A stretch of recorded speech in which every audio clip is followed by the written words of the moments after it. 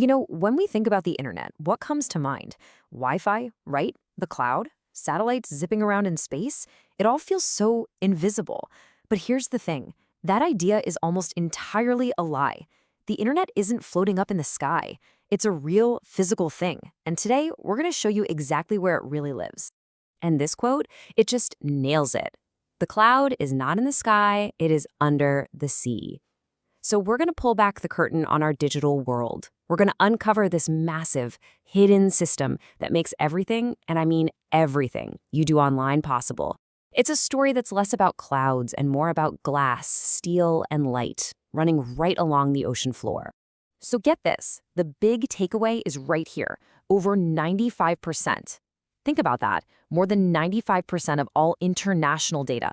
We're talking your emails, those video calls, basically the entire global economy. It's all traveling through this huge network of undersea fiber optic cables. Yep, not satellites, definitely not magic, just hundreds of physical cables connecting the whole world. All right, so let's follow this global wire. We're going to dive deep and explore the actual physical backbone of our digital lives. These are the real information superhighways, and they are completely hidden from view. Okay, so how does this whole system actually work? Well, it breaks down into three main parts. First, you've got the big ones, the submarine cables that cross entire oceans. Think of these as the giant interstates. Then, on land, you have terrestrial fiber backbones.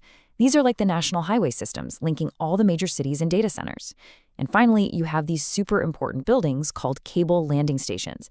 These are basically the on-ramps and off-ramps where the ocean network connects to the land network. And the amount of data these cables can carry, it's just staggering. We're talking about strands of glass thinner than a human hair carrying terabits. That's trillions of bits of information every single second. To put that into perspective for you, just one of these modern cables has enough bandwidth for millions upon millions of people to stream Netflix in HD all at the same time. It is an absolutely incredible feat of engineering.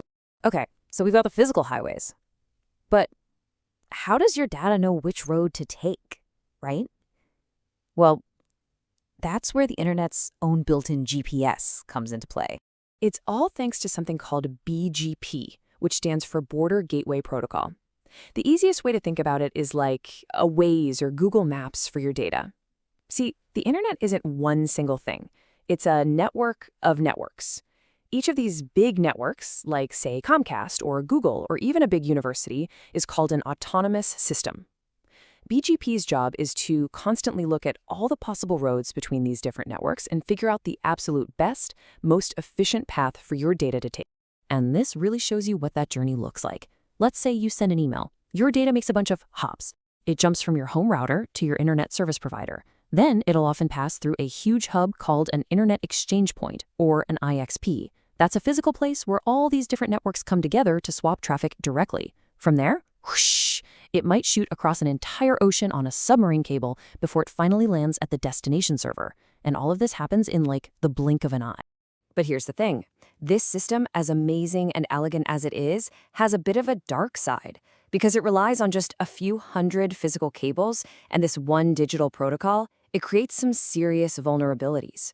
And that's turning this hidden infrastructure into, well, a new kind of geopolitical battlefield. So what kind of threats are we actually talking about? Because these aren't just theoretical what-if scenarios. They really fall into two big buckets, physical threats and digital ones. On the physical side, you might be surprised to learn that the most common threats are pretty low-tech. We're talking about fishing trawlers and ship anchors just dragging along the ocean floor and accidentally snagging a cable. But there's also a growing concern among governments about deliberate sabotage at these key choke points. Now, on the digital side, that BGP protocol we just talked about, it can be manipulated. It's called a BGP hijack. Basically, an attacker can lie and announce to the internet, hey, I've got a better, faster route over here, and then tricks data into flowing through their networks where it can be spied on or even blocked entirely. And this is not just a hypothetical, it's happening right now. A perfect example is Russia's sovereign internet strategy. They've passed laws that force all internet providers to route traffic through points that the government controls. By doing that, they can manipulate BGP on a national scale. It lets them filter content, spy on data, and, if they wanted to, completely disconnect parts of their country from the global internet. This creates what people are calling a splinternet, a fragmented version of the web. So all this vulnerability talk brings us back to a really common question. Okay, if the cables are a weak spot, why don't we just switch everything over to satellites? Well, let's do a little reality check and look at the actual numbers. The first big problem is something called latency.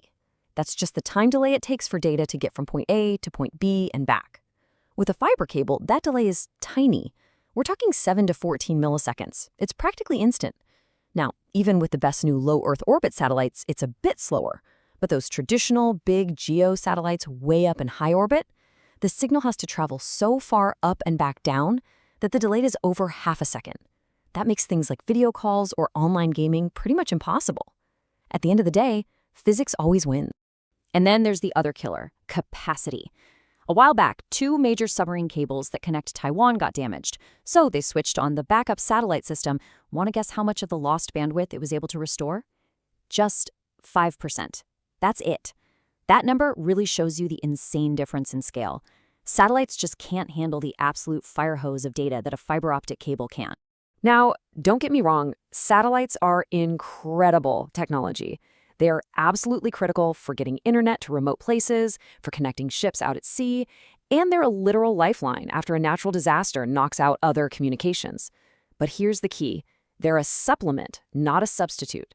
For the foreseeable future, the real backbone of the internet is going to stay right where it is, firmly planted on the ocean floor. And that leaves us with one last massive question to think about. This network, this mostly invisible system, it holds up our entire global society. But it's mostly built and owned by private companies, even though it's now just as critical as our power grids or our highways. So as we all rely on it more and more, who's actually responsible for protecting it? Is it the companies that laid the cable, or is it the governments whose economies and security depend on it? That's the big question.